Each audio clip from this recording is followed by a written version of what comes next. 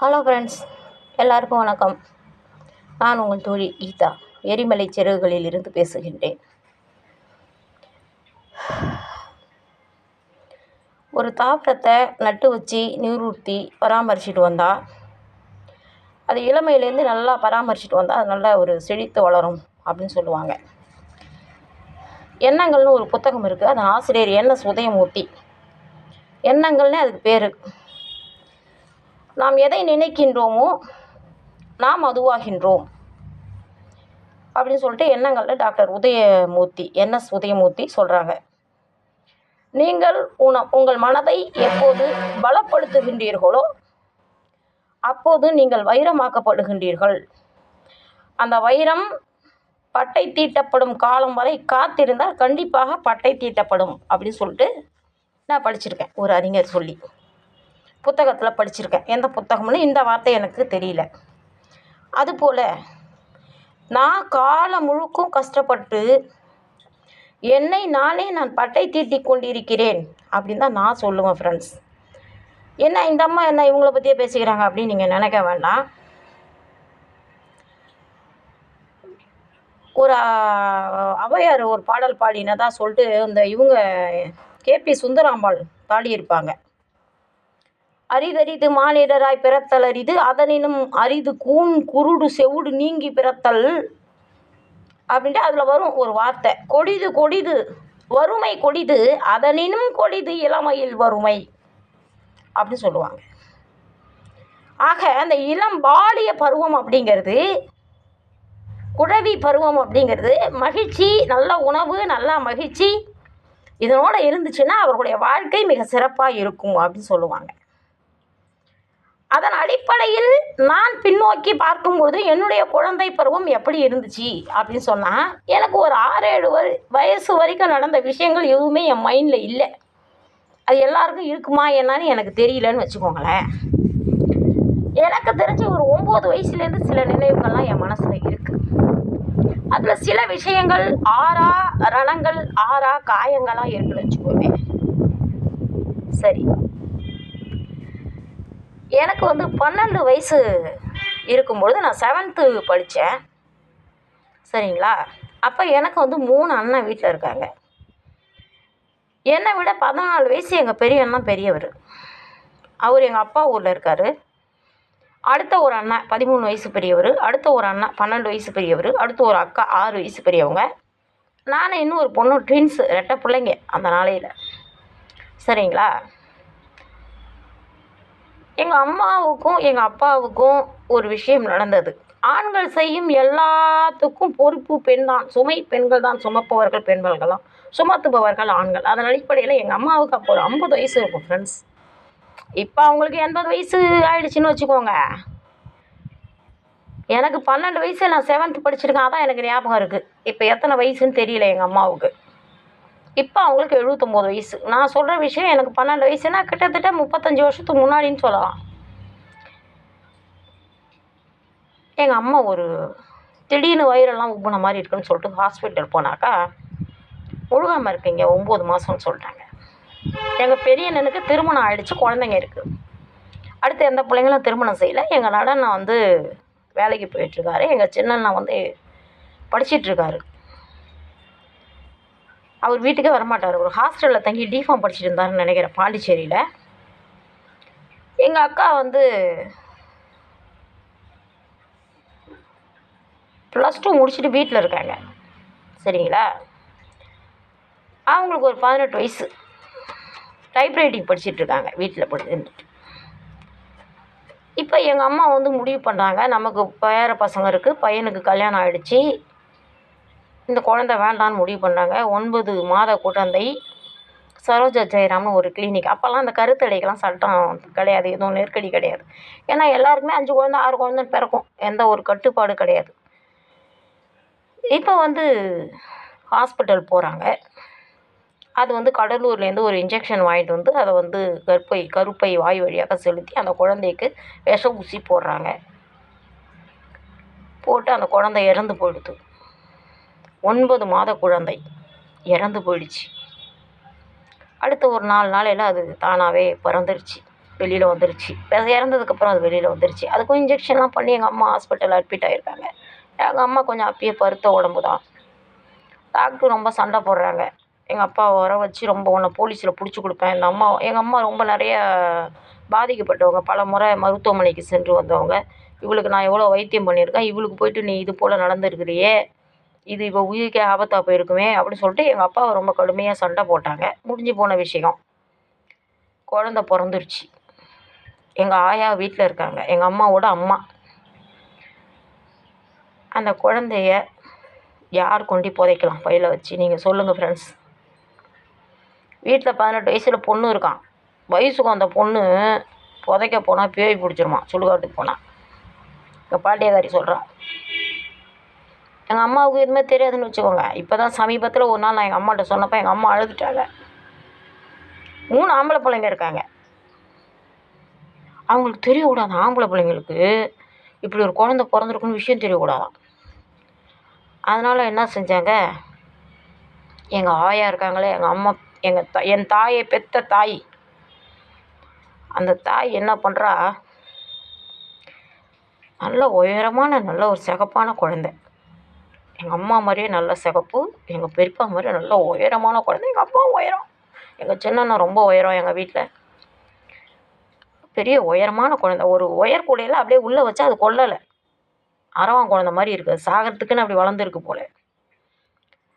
அந்த குழந்தைய கொடுத்து ஃப்ரெண்ட்ஸ், எங்கள் ஆயா ஒரு துணியில் சுற்றி வச்சு ஒரு உயர்கூடையில் வச்சு என்னையை கூப்பிட்டு, நான் தான் அப்போ இருக்கேன், எங்களை அதான் பாப்பா இல்லைன்னு நினைக்கிறேன், எங்கேயோ அது ஸ்கூலில் இருந்துச்சு. நான் அங்கே விளையாண்டுக்கிட்டு இருந்தேன். காலையில் ஒரு 10-10:30 இருக்கும். என்ன கிழமை எதுவுமே தெரியாது, வருஷம் தெரியாது. +2 படிக்கிறேன், இது 7th படிக்கிறேன், 12 வயசு, அதான் ஞாபகம் இருக்குது. இந்த உயர்கூடையில் வச்சு இந்த குழந்தைய கொண்டு மாறி ஓடையில் போய் புதைச்சிட்டு வான்னு சொல்லி என்னை அனுப்பிச்சி விட்டாங்க. 12 வயசு பிள்ளைக்கு என்ன தெரியும்?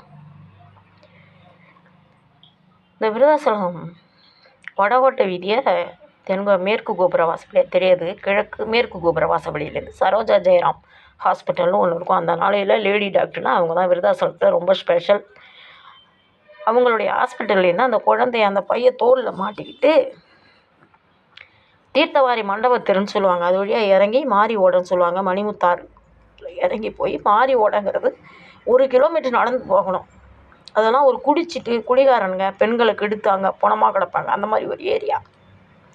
வயசு பொண்ணாக அனுப்பிச்சா கெடுத்துருவானுலாம். 12 வயசு பிள்ளைய அனுப்பலாமா?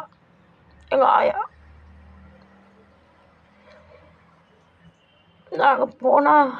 நான் போனால் என்னைய நாய் தோற்றுது, 20-30 நாய் தோற்றுது என்னைய.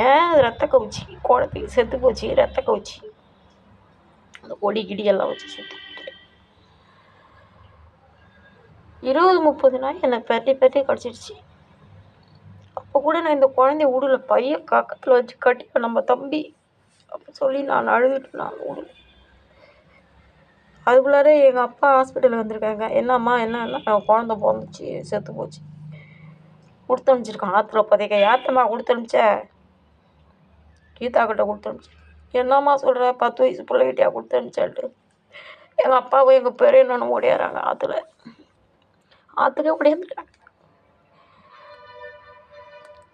ஓடியாந்தா அப்புறம் எங்கள் பெரிய நீ போப்பா நான் பார்த்துக்கிறேன்ட்டு. எங்கள் அப்பா, ஏம்மா அவ்வளோ தான் அனுப்பிச்சாலும் நீ தனியாக வந்தியாம்மா அப்படின்னாரு. ஏன்ப்பா வந்த தனியாக? அதான்ப்பா வந்துட்டேன், தெரிலப்பா, ஆயா சொன்னிச்சின்னு வந்துட்டேன். அந்த நாய்வளை என்னை கடிச்சிச்சுப்பா, தூத்தி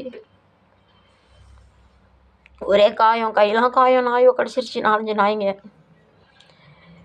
போனால் என்னாச்சு, மாறி ஓடைக்கு போயிட்டோம். தண்ணி ஓடையாக இருக்கும் அந்த இடம் மட்டும், வருஷம் பூரா தண்ணி, அது புனித ஓடைன்னு சொல்லுவாங்க. எங்கள் அப்பா என்ன செய்கிறாரு, நான் போய் குழி நோண்டுறப்பான்னு சொல்லிட்டு நோண்டினா, குழிலாம் வேணாம் வா அப்படின்னு சொல்லிட்டு கூப்பிட்டு போயிட்டுங்க என்னை நிற்க வச்சுக்கிட்டே அந்த குழந்தைய வெளியே எடுத்தார். இப்படி தலையை பிடிச்சி இப்படி வெளியே எடுத்தார். வெளியே எடுத்து என்ன பண்ணார், ஃபஸ்ட்டு தலையை அப்படியே திருவினாருங்க. அந்த ஆள் திருவி அந்த மாதிரி தண்ணியில் போட்டார். பாப்பா நான்ப்பா தம்பி தலையை திருவுறேன்னு கேட்டேன். மீனவை துண்டு போட்டோம் புண்ணியம்னு சொல்கிறான். பெத்த பிள்ளைய ஒருத்தன் புண்ணியம்னு சொல்லி மீனுக்கு போடானா, அப்படியே முழுசாக போட்டு நம்மள மனசாரி இருக்கும். இவன் முன்னாடியேங்க அந்த தலையை திருவி எடுக்கிறான். அந்த நரம்பு குரம்பு அப்படியே தொங்குது அந்த காட்சி. தண்ணியில் போட்டான். அப்புறம் 2 கையும் பிச்சு தண்ணியில் போட்டார் அந்த ஆள். அந்த வவுத்த 2ஆக திருவி போட்டாருங்க. 2 காலையும் பிச்சு போட்டாருங்க. அந்த மீன் குட்டையில் போட்டுட்டு, மாறி ஓடையில் தண்ணி குட்டையில் போட்டுட்டு வான்னு சொல்லி என்னை அழைச்சிட்டு வந்தார். எனக்கு இதை பார்த்ததும் ஜுரம் தாங்கலை. நாய் கடித்தது ஒரு பக்கம்.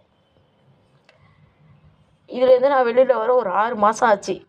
வந்தால் கூட அந்த நினைவுகள்லாம் இன்னும் என் மனசில் இருக்குது. அடிக்கடி ஒரு காட்சியாக வரும்.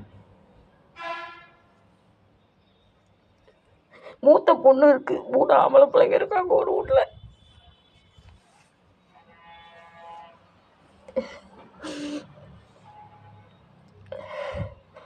இது முடிஞ்சிச்சா? எனக்கு 13 வயசு.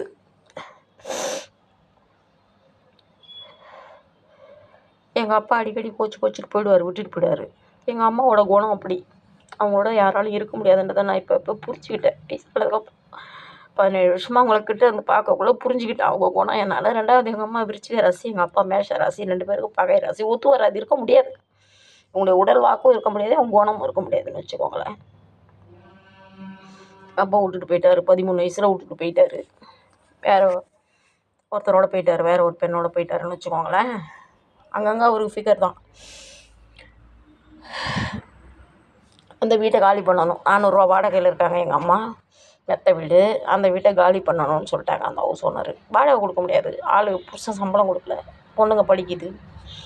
அதான் 100 200 அப்பப்போ எங்கள் அப்பாட்ட எங்கள் அண்ணனோட கொடுத்து அனுப்புவார். ஒரு 800 ரூபா கொடுத்து அனுப்பிச்சா பெரிய விஷயம். அப்போது பக்கத்து தெருவில் ஒரு வீடு பார்த்துருக்காங்க ஃப்ரெண்ட்ஸ். தண்ணி பைப்பு கிடையாது அந்த வீட்டில். வீட்டில் பெரிய பொண்ணு இருக்குது. +2 முடிச்சுட்டு வீட்டில் இருக்குது. வீட்டில் சும்மா இருந்தால் பொண்ணுக்கு போர் அடிச்சிருமா, பைத்தியம் பிடிச்சிருமா. இந்த கஷ்டத்துலேயும் காலையில் டைப்ரைட்டிங் ஹையரு இங்கிலீஷு, மத்தியானம் டைப்ரைட்டிங் ஹையரு தமிழ். +2 முடித்த ஃபிகரு. என்னன்னு கேட்டாக்கா, அவங்க கூட்டாளிங்களோட ஏஞ்சல்ஸுங்கெல்லாம் வருவாங்க. 3 ஏஞ்சல்ஸுங்க வந்துட்டு ஒரு 2 கிலோமீட்ரு, திரும்பி 3 kilometre up and down, 6 kilometre 5 kilometre வரும். Angels 3 angels. அதுங்க கூட்டாளிங்க எல்லாமே அதுங்கெல்லாம் ஓரின சேர்க்கையாளர்கள்னு நினைக்கிறேன் நான். இவங்க போயிட்டு வரதால இவங்களுக்கு கால் வலிக்குமா அந்த குழந்தைக்கு. அந்த 18 வயசு வாயில் தான் வருது, என்ன செய்கிறது, மீடியாவாக போச்சு. அதனால் என்ன சொல்கிறாலோ எங்கள் ஆத்தாக்காரியும் எங்கள் அக்காக்காரியும் சேர்ந்து இத்தா வீடு பார்த்துருக்கோம். 13 வயசு எனக்கு. 8வது படிக்கிறேன் கேர்ள்ஸ் ஸ்கூலில், விருதாலம் கேர்ள்ஸ் ஸ்கூலில். திருவிக்கா நகரில் வீடு. திருவிக்கா நகர்லேருந்து நான் கேர்ள்ஸ் ஸ்கூலில் நடந்து வரணும் 3 கிலோமீட்ரு. அப்பனும் போயிட்டார், கிளம்பிட்டார். அண்ணங்காரனும் ஊரில் இவனும் ஒருத்தன் வேலைக்கு போய்டுவான், ஒருத்தன் அப்பப்போ வந்து போவான். அவனும் இருக்க மாட்டான், அட்டண்டன்ஸ் கிடையாது. எங்கள் தங்கச்சி கிளம்பி எங்கள் ஆயா வீட்டுக்கு வந்துச்சு. என்னாலாம் இந்த கஷ்டத்தை பார்க்க முடியாதுன்னு நான் தனியாக சிக்கிக்கிட்டேன். இவ்வளோக்கிட்ட எங்கள் ஆத்தாக்கிட்டே எங்கள் அக்காக்கிட்டே நான் தனியாக சிக்கிக்கிட்டேன். அப்போலேருந்து எனக்கு தனியாக சிக்கிறதே வேலையாக போச்சு. இவங்க என்ன சொல்கிறாங்க, வீடு பார்த்துருக்கேன், 150 ரூபா வாடகை, தண்ணி கிடையாது கீதா. சரிம்மா சரி, நீ தண்ணி பிடிச்சி ஊற்றுற மாதிரி இருந்தால் நம்ம அந்த வீட்டுக்கு போகலாம் கீதா, உன்னை நம்பி தான் போகிறோம் அப்படின்ட்டுங்க. எங்கள் அம்மா அப்படியே என் காலில் விழுந்து கும்பிட்றாங்க. நீ தான் இப்போதைக்கு எங்களுக்கு, நீ என்ன சொல்கிற பதில் தான். சரிம்மா, நீ என்னை கூப்பிட்டு போய் காட்டு, எங்கே தண்ணி பிடிக்கணும்னு சொல்லு அப்படி சொல்லி நான் போய் பார்க்குறேன். ஒரு 1/2 கிலோமீட்ரு போனாக்கா பொது பைப்பு. நைட்டில் தண்ணி அது பாட்டு ஊற்றிட்டே கிடக்கும், டேங்குக்கு பக்கத்துலன்னு வச்சுக்கோங்களேன். ஒரு 1/2 கிலோமீட்ரு. சரிம்மா, நான் இங்கேருந்து மூந்தோலை தானே, நான் தண்ணி தூக்கி வந்து ஊற்றிடுறேன் அப்படின்னு சொன்னாக்கா, இந்த பெரிய குடிசை இருக்குல்ல, இந்த பெரிய பொம்பளை இருக்கால, அவள் போய் என்ன செய்கிறாங்க, 5ஆம் நம்பர் குடம், 5 6 குடம், 5ஆம் நம்பர் குடம், 13 வயசு புள்ள தூக்கிறதுக்கு 5ஆம் நம்பர் குடம். அப்புறம் பெரிய படியால் 3 4 படி வடிக்கும் அலுமினிய குண்டு. அந்த குண்டு ஒரு 2 குண்டு வாங்கிட்டு வர அளவோ. எப்பா 13 வயசுலப்பா, விடியப்பா எல்லாம் ஜனங்கள் எல்லாமே அப்போல்லாம் அப்படி தான் அந்த வீட்டுக்கு வீடு தண்ணி பிடிப்பாங்க. விடிய எல்லோரும் பிடிச்சிட்டு போனாங்கன்னா நான் உக்காந்துருப்பேன் வீட்டில். 11 மணிக்கு என்னை எழுப்பி விடுவாங்க நைட்டு. 11 மணிக்கு நான் போனாப்பா ஒண்டியாக. அவள் தூங்குவா, டைப்ரைட்டிங் போயிட்டு வராங்களாம், கால் வலிக்குமா, படிச்சுட்டு வேலைக்கு போய் குடும்பத்தை காப்பாற்ற போதான் அந்த கோவில் சிற்பம் அப்படின்னு சொல்லி அது படிச்சுட்டு டைப்ரைட்டிங் போயிட்டு வந்துட்டுருக்கு. அதுதான் வேலைக்கு போய் குடும்பத்தை காப்பாற்றணும், நீ போய் தண்ணி பிடிச்சிட்டு சொல்லி என்ன எழுப்பி விடுவாங்க. 11 மணிக்கு நைட்டு எழுப்பி விட்டா, எங்கள் அண்ணன் அப்போ தென்னார்காடு மாவட்ட ஆணழகன் போட்டியில் கலந்து அவர் தான் ஃபஸ்ட்டு ஒரு வருஷம் உடம்பு பூரா ஆலிவ் ஆயிலை பூசிக்கிட்டு அந்த எண்ணெய் சட்டையோடு வருவான். ஒரு நாளைக்கு 4 ட்ரெஸ்ஸு மாற்றுவான் எங்கள் சின்னண்ணா. என்எல்சியில் ஒரு வெட்டியான் இருக்குது. என்னமோ சொல்லுவாங்கள்ல, பணம் எரிச்சா கூட புண்ணியம் உண்டு, அதுக்கெல்லாம் செஞ்சது அது கூட புண்ணியம் கிடையாது. NLC employee. இப்போ தான், அப்போ இல்லை. அப்போ சும்மா ஊர் சுற்றி ஆலிவ் ஆனழகன் உடம்பு பூரா ஆலிவ் ஆயிலை பூசிக்கிட்டு எக்ஸசைஸ் பண்ணிக்கிட்டு அந்த துணிமணி white and white gym body. ஒருவனை தண்ணி தூக்காந்து ஊற்ற மாட்டான். அவனும் வந்து துணியை மூட்டை மூட்டையாக துவைச்சிட்டு போவான். இந்த நடுப்பைய ஒருத்தான் பாருங்க, அவன் லாரி டிரைவர். அழுகழுகழுகா துணி வரும். அவங்க துணி துவைக்கிறதுக்கும் தண்ணி பார்த்தீங்கன்னாங்க.